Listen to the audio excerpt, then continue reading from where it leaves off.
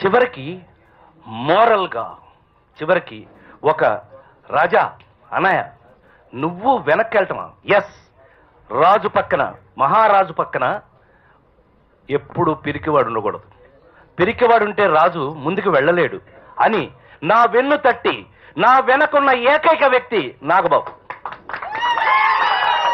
సరే, ఈ విషయం తెలుసుకున్న తర్వాత మేము ఎలా ఉంటామో తెలుసు. తోడబట్టకపోయినా ఆ సోదరులు నన్ను పిలిచి ఇంటికి పిలిచి పండగ ప్రసాదం పెట్టి మరి నన్ను, రాజా నువ్వు మంచి చేయదలుచుకున్నావు, గో హెడ్ అంతే, ఎవడెవడి గురించి నువ్వు ఆలోచించొద్దు, నువ్వు మంచిగా ముందుకెళ్ళిపోవాలన్నారు.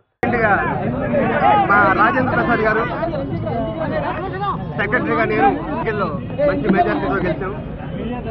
ఈ క్షణంలో మేము హీరోలమే, కానీ మేము ఏవైతే హామీలు ఇచ్చామో ఈ 2 ఏళ్లలో ఆ హామీలు నెరవేర్చుకున్న రోజే నిజమైన హీరోలము.